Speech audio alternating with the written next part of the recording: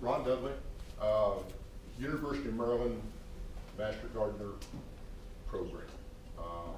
We're volunteers. There are about 130 of us in Frederick County, and we are very happy to get in front of the public like this, because this is what gives us pleasure, and it also gets people involved in gardening, which we're trying to promote. Grow it and eat it. Out of your backyard, you know where it came from, you know what was put on it. If you buy it at the store, you had no idea. So this is just an extension of healthy eating, which I know the health department puts on. We're going to talk about extending the garden season. Most people think, we're going to have frost here in a few weeks, that's it. You know, I'm through gardening. Well, not really. There are a lot of things we can do to extend the season and continue gardening even into the winter. And we'll briefly go over about 3 different methods to do this. And we're going to start with the easiest, work through kind of a mid-range, and then go into something that would take a lot of work. And I've got detailed instructions on how to do the lot of work stuff. And you can take that back with you. If we don't have enough handouts, I'll send it to Adriana, the PDF, and you can print your own. So with that, easiest way is plant cool weather crops. There are many crops. Just take one past my ground, please. That actually like the cool weather. Those are Brussels sprouts and snow. They actually taste better when they get a cold snap. Other things taste better when they get the cold snap, and as you look at that, there's a fall planting guide and a spring planting guide on many of those vegetables. Now, a lot of the planting guides are a few years old, and they're saying August is kind of the end of the season for planting. Well, it's getting warmer, as we all know, and that season is now extending. And we're seeing, I haven't planted my fall cabbage yet, and I'm going to do it this weekend because the heat's broke now. We're going to get a little rain. The heat seems to have broken. There's no sense in planting cabbage when it's 100 degrees because it won't grow. Now we're getting into days that are 80, 85 degrees. Nighttime it's getting into the 60s and 50s. So these fall plantings will work better now. The other thing we can do, which is just a little more difficult, is use row covers. Just cover the plants up, give them a blanket. Some of them, the floating row covers, we actually just lay on top of the plants. It will give you a little bit of frost protection, but not much. A light frost, it would help. The main thing it does is prevent insects from destroying your crops. Low tunnels, which this represents, they're about 12 to 6 feet high and covered with a fabric. Fabric they're covered with, this one is rated at 25 degrees. That takes care of most of the winter in Frederick County. Very few days are we at that cold. You can get heavier materials and extend it throughout the winter, but there's more work involved because you have to take those off on warm days, let the sun in because they cut down on the sun. These that are being passed around stay on all the time. You don't have to remove them. So what's the difference between both of them? Pardon, what sir? is the difference between both of them? The weight. Oh, okay. The insect is about 0.5 ounce per foot. This is a 0.6, 0.7. The heavier ones are up to 0.9. So they're almost a full ounce per foot. And they block about of the light. This one, the insect lets in about 90% of the light. The one that's rated to 25 lets in about 75 to 80% of the light, so you don't have to take them on and off. The heavier ones, on warm days, you have to roll it up and let the sun in. The most difficult thing we're going to talk about today is using cold frames and hotbeds, and we will touch on that because it is labor intensive. And I have a detailed handout from Purdue University on building these if you were so inclined. But they are labor intensive to get it done. But they are very effective. And we'll see some of those, just how effective they are. As this represents, and the sheets that you have, beets, broccoli, Brussels sprouts, they've got mislabeled here. This really should be on out here. Cabbage, carrots, cauliflower, kale, lettuce, peas. You know, the leafy green vegetables, the things that don't produce fruit, are the main things that are good for the fall. But Brussels sprouts, peas are very good for fall planting. One of the things on the back of your seed packs, it tells you when you should plant these. Some even give you a map representing where you live. And if you notice, Frederick is right on that green and purple line. So right in here, you know, August, September, dark green peas. Put those in this weekend. Before frost comes, you'll have nice fresh peas. So, you know, it's just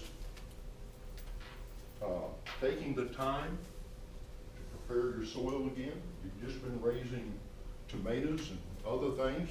I wouldn't pull those out, pass those around for a freebie. But all of this is ready to go this fall. And this is the easiest way to extend your season.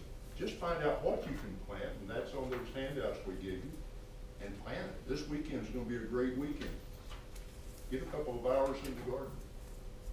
Get some sunshine, get away from it, get your garden going for this fall. The other thing to do is row covers. Row covers are no more than a frame covered with those materials that we passed around.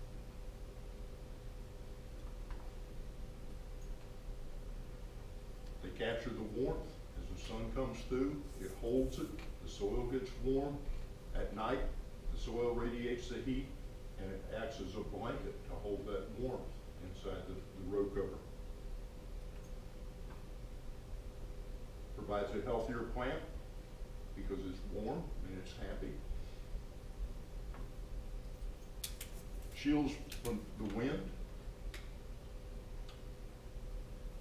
And the best insect control you can have. That insect one that we passed around, it lays right on top of all of your vegetables that don't have to be pollinated. So all your lettuces, your cabbages, just lay it on there. The cabbage whites can't get to your cabbage. Flea beetles can't get to anything. And it just lays over the top of them. You're not spraying it with anything. Completely chemical free, but you've got complete insect control. Where can you buy those? I buy mine online at any of the seed companies. Also, some of the box stores, I can't tell you, but some of the box stores also have it. The yard centers and the garden centers have this. I would call around before I went. I had a hard time finding these and wound up going online. But any of the Berkeley, Territorial, any of those seed companies will carry row covers. in and getting them. Those 2 packs are about $30 worth of row cover, and they're 50 feet long, I think. Most of us don't have that big of a garden we're interested in covering. I use 4x8 raised beds, so that'll do me for 3-4 years if I were to use that. Protects the plant from frost and freezing depending on the weight. If you notice on these packages, I've highlighted every one of them tells you what they're for. Either insect control, or this one will take you down to about 7 degrees protection. So when you go to buy it, look at those very carefully, because if you're wanting something for frost protection, you don't want to buy the insect protection, because the only thing that's going to protect you from is a very light frost, early fall, but it's not going to protect anything into November, December.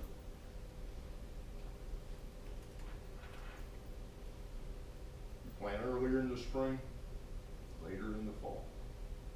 With row covers, we won't even plant some of the stuff until November or so, because we're wanting it to come out in January and February.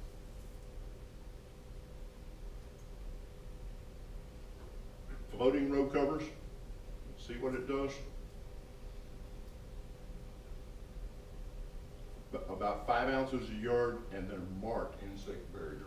You're getting 90–95% of your light goes on through, so you don't have to worry about anything. Main thing I like it for, I put it on my potatoes this year. Had no problems with Colorado potato beetle. I just laid it over the potato bed when I planted them, and let the plants just push it up, because it's that light. You just put some bricks around the edge, and every week go out and give it some more slack. And I had no potato beetles whatsoever. Potatoes came out just fine. Tunnels. This is a representation. This is actually in our demonstration gardens right behind you. This one is about 4 feet tall. These are about a foot, and these were bought, the frame on this was bought from those same seed companies. They're just small wire hoops. You can make your own. Just some wire. You can see them here.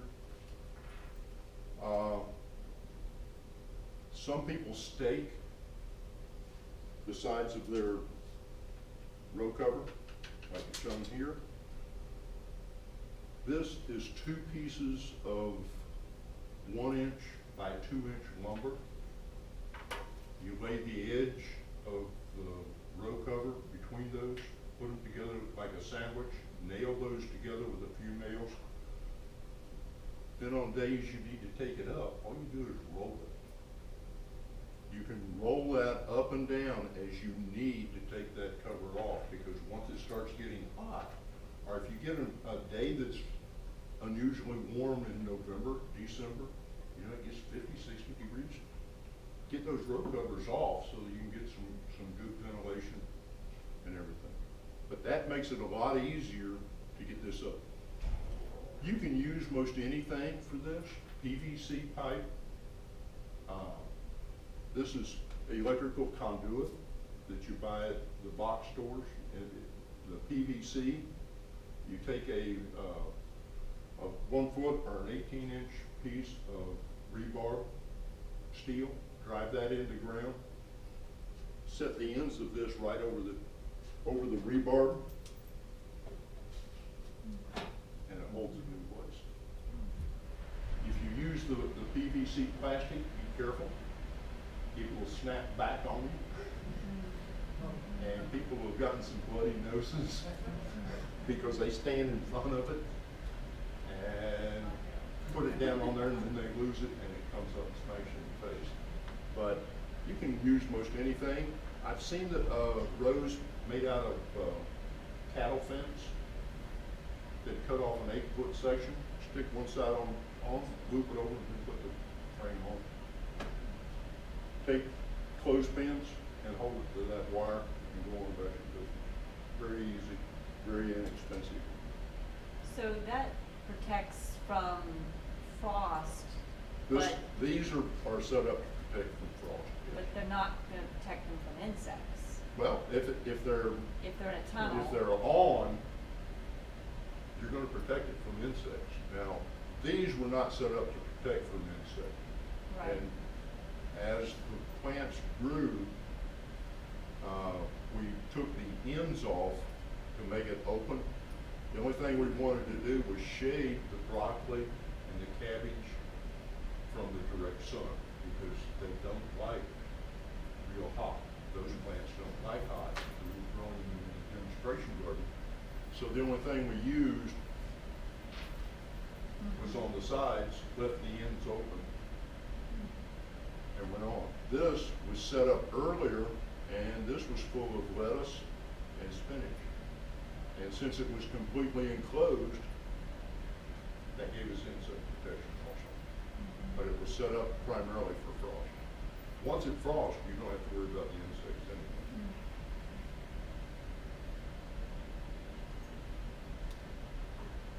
You can use the row cover over most anything. You know, this is some of the tomato cages they sell as tomato cages, just wrap it around. Here's a box. This guy really got ingenious. Built a frame and then covered it.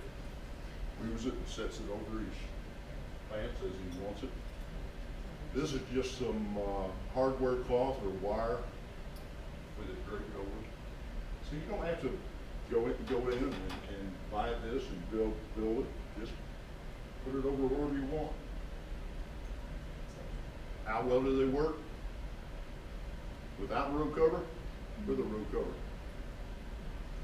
This is snow, and sorry, this picture's not good, but there's plants in here. This is snow, about a foot and a half deep, and they had the row cover over it, and look at the lettuce. Even if they had to dig this out because it was completely covered, and the lettuce was doing fine.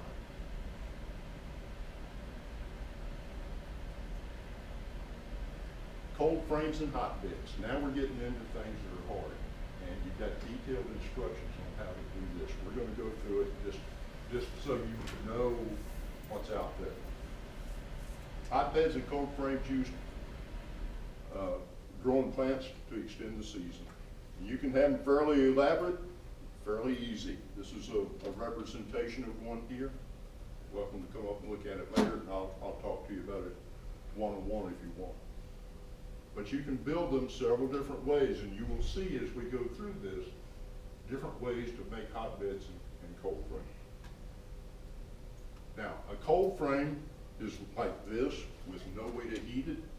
A hotbed has a hole dug underneath it filled with manure, so that as the manure works and decomposes, it generates heat and heats that bed through the winter. But that is a lot of work, and we'll get into it. This is at Purdue University. They've just set it up against their brick wall. Very simple, just a box, some looks like an old storm door on it, a couple of old window frames, and some straw bales. You don't need anything fancy. Early in the spring, very, very nice, because I can start planting in March. I want to have frost here up until around the 1st of May. I can get things started. In fact, I can have lettuce by planting the 1st of March. By April, I've got fresh lettuce.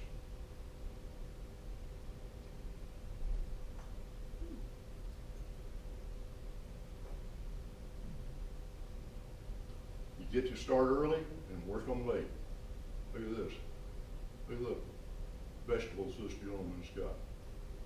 Doesn't have to be anything fancy. Straw bales, a piece of plexiglass, and he's put a board through there to support the center.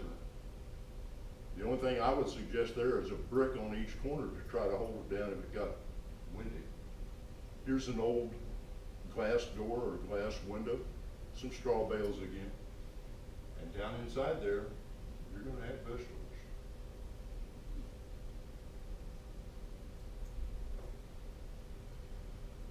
When you go to make a hotbed or a cold frame, it's location, location, location. You want the glass facing the sun, preferably a southern exposure. Want it protected from the wind. See, he's got his up against a stone wall. Well drains, good supply of water. You don't want to have to pump a 5-gallon pail of water 150 yards. Because you've got to water this stuff through the winter. It still needs taken care of through the winter. So have a water supply. Lean it against the house. Paint the inside surface either white or silver and increase the light because it reflects it. This is a commercial. It's all plastic. I don't know how well that would do when it really got cold. But here, you're against a stone wall, gets the sun during the day, holds that heat, and then radiates it back out at night into that cold frame. Building a cold frame, you can do it with wood, brick and wood, concrete, most anything you want, you can build that. Here's a representation of a wooden cold frame. You want it a few inches into the soil, some gravel underneath it so it will drain. A good potting soil. Don't use the dirt out of your yard because it's going to be filled with seeds and critters and everything else. If you put it in your cold frame, when it warms up, it's all going to come back. You'll have the same dandelions in your cold frame you've got in the middle of the yard. So detailed instructions are in that handout. We won't go into how many inches and all that here. But just so you know, you can do this with a lot of different materials. Here again, this is all plastic, it's commercial. It will protect against some frost, but I don't think it's going to help you when it gets down 25, 26 degrees. It's just no way to hold the heat. While the one that you build yourself, you set down in the soil a little bit and bank around it, and it does a lot better. Make it a hotbed. Here again, it's the same cold frame we just saw, but underneath you've got 18 inches of manure that you're going to pack in there to make it. This is where I told you it was labor intensive. If you're building a cold frame or a hotbed twice the size of this table and you're going to take it down 22 inches, get out the pick and the shovel, and there's some work involved. So, pardon? I don't have a car or anything. My problem starts there. I was like, where do I get the manure from?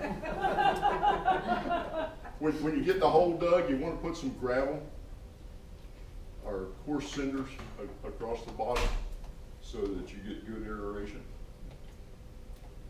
Fill the bed with manure about 4 inches from the top. Suggest nice rubber boots and gloves for this job. Cover with about 3 to 4 inches of good weed-free material. Go buy potting soil. Just don't buy potting soil that is already fertilized, because you don't want to use fertilizer in these things because the plants will get spindly on you.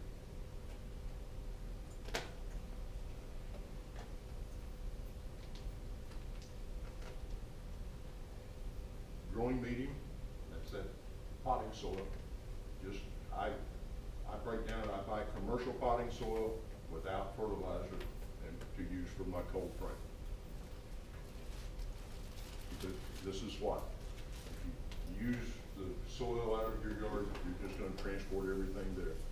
Don't use the fertilizers. So do you mix anything, like, peat moss or anything like that in it to hold the moisture, or? Pardon, sir? Do you add like, peat moss or something like that to No, hold sir. the moisture, just? No, sir. Nothing is added to the soil. The question was, do you add things to the soil to hold the moisture? And you really don't have to in here. If you buy a good commercial, potting soil or garden soil, it's gonna already be mixed. That's why you use a good mix. It's already done for you. Open the sash. This is the sash. When it gets above 40 degrees, you need to open that, because it's gonna get so hot in there, you'll cook your plants. At night, if it's gonna drop down into the mid-20s, throw a blanket or an old tarpaulin over the top of it. If you're really industrious, run an electrical line out to it and keep a light bulb like you would with chickens, baby chicks. Keep that light bulb on there to keep things warm.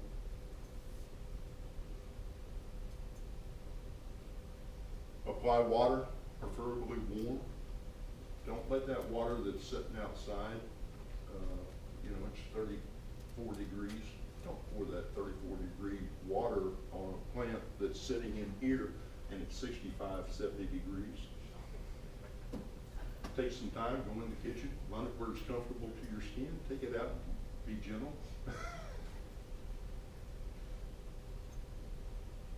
Control the temperature.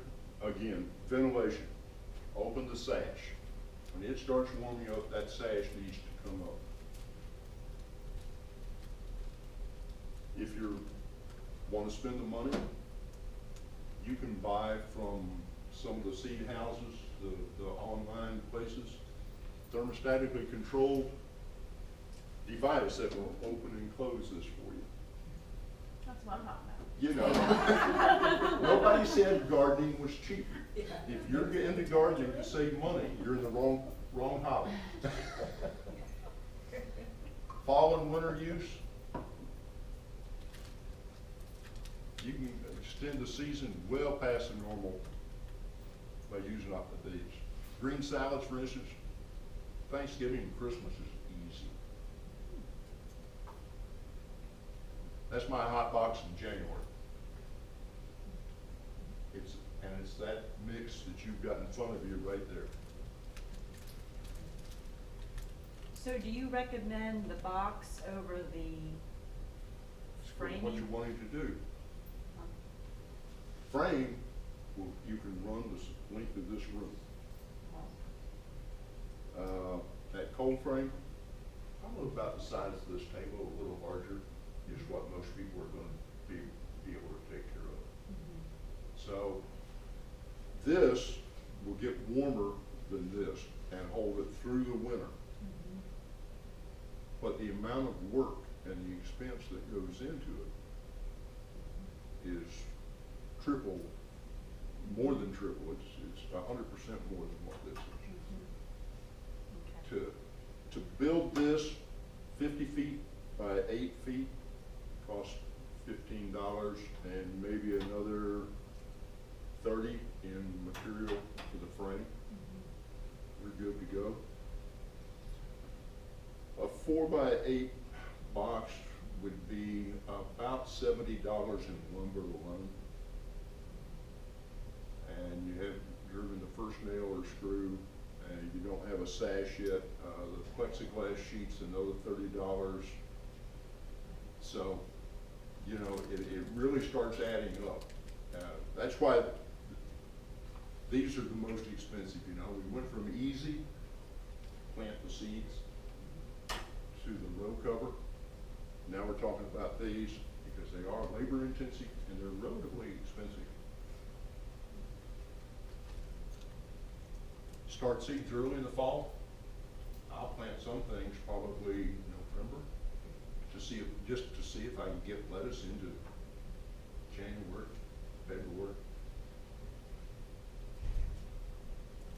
close the sash only when the temperature's gonna drop too low. If it's above 40, even at night, prop this thing over. And if it's gonna be a 50, 60-degree day, you want it up like this. Otherwise, you're gonna cook your plants. But the ventilation is good because that keeps the diseases and damping off, taking over. Tarpaulin or blanket at night, if it's gonna drop into the mid-20s, cover it up. Cold weather, close the sash during the day. If it's only gonna get to 30 degrees today, leave that sash down. It will be fine. You do need to start paying attention though to ventilation. If it's gonna be, if we get a cold snap and it's gonna be a couple of weeks of really cold weather, what you're gonna do is get a moisture buildup inside and it will, the bacteria and things will start working and you can get some problems then with your funguses and things. So even on a cold day, if it's gonna be a long, just go out and prop it open a couple of inches for an hour or two, let it ventilate. Otherwise, you're gonna damage your plants.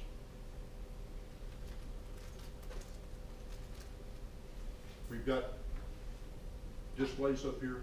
Be happy to answer anyone's questions because some of these things do take some work and they take a materials list and I can help you if you're interested in doing that. But we had a half hour. We got it through.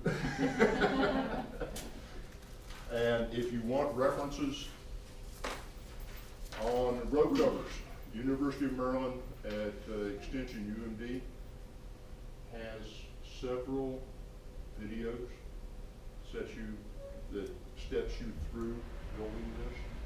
You know, we're happy to talk to you on Saturday morning, 11 to 1. There's normally someone around in the demonstration gardens right behind you. We have road covers there. We're happy to talk to you about those things. Can you provide us with the your PowerPoint Sure. and the handouts? Because we could share them with the people who couldn't make it. Sure, I'll send them all to you. Okay. Thank you. Sure. Okay, You're very welcome. good. Thank you.